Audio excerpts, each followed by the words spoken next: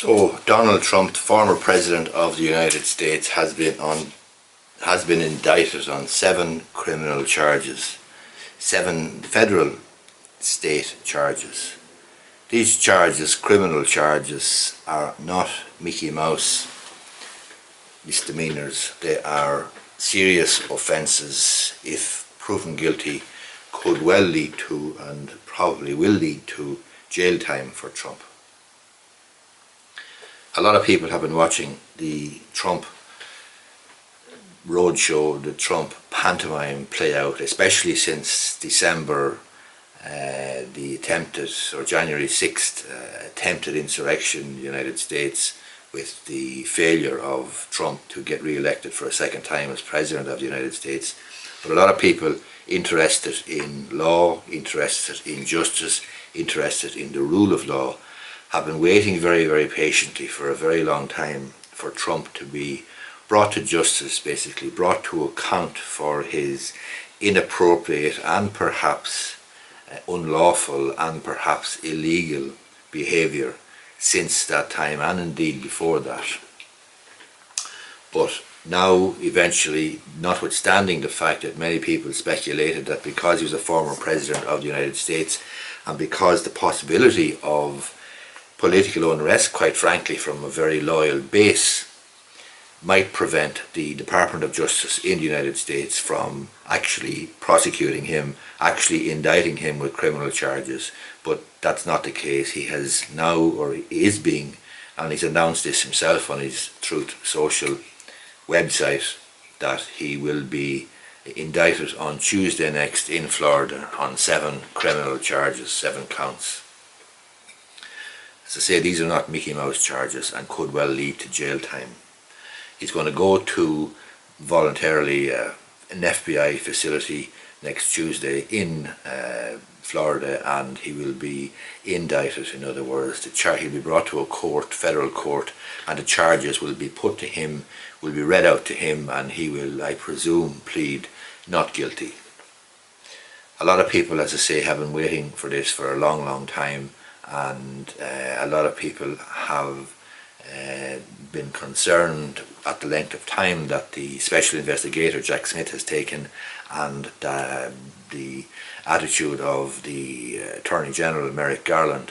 But nevertheless, they have finally decided that they simply, in order to prevent any erosion of confidence in the rule of law and the system of criminal law and the system of justice in the United States, they have decided to prosecute Trump. A lot of people who are happy with that see the next step as being more criminal charges. There's a possibility of indictment from the state of New York and the state of Georgia, and the only thing better than further indictments, quite frankly, for a lot of people, will be criminal convictions. And the only thing better than criminal convictions, quite frankly, will be to see Trump in jail, doing jail time. That's a possibility. Let's wait and see. He enjoys the presumption of innocence until proven guilty, but in enjoying the presumption of innocence, he would be well advised, it's too late now, he would be well advised, however, to watch his mouth and watch what he says, because he has given some absolute remarkable hostages to fortune over the last 2 years or thereabouts. In fact, he has publicly, through his words, through his utterances, through his statements, actually conceded or confessed to most of the crimes he's now being accused of. For example, having the documents, which is a crime, end of story, having the classified documents, and so on.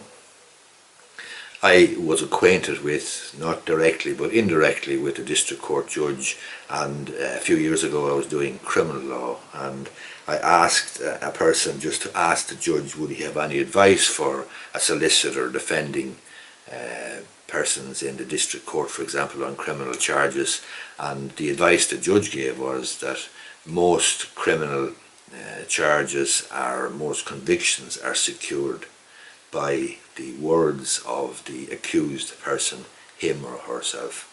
So if it comes about that the accused person makes a statement or makes statements it can be very, very difficult to resile from those statements. In other words, most convictions arise from confessions, or most convictions arise from statements made by accused persons. And Trump obviously mustn't have heard that advice over the last number of years, or else he did hear the advice and his ego didn't allow him to keep his mouth shut, because if he had listened to the district court judge, who indirectly gave me a little bit of advice as to how most convictions are secured in the district court, then Trump would have kept his trap shut for the last 2 years. He didn't, and he's going to face the music now. People who are interested in law, people who are interested in justice, people who are interested in fairness, people who are interested in the rule of law will be happy with this and think that it's a good day. Next Tuesday he'll be in Florida, he will be indicted. After that then there'll be a hearing date, and it's expected that there will be a hearing, a trial, within perhaps 12 months or thereabouts. That's the sort of time frame that we're looking at. Hope you find this video useful. If you do, I would appreciate if you gave it the thumbs up down below. Thanks a lot.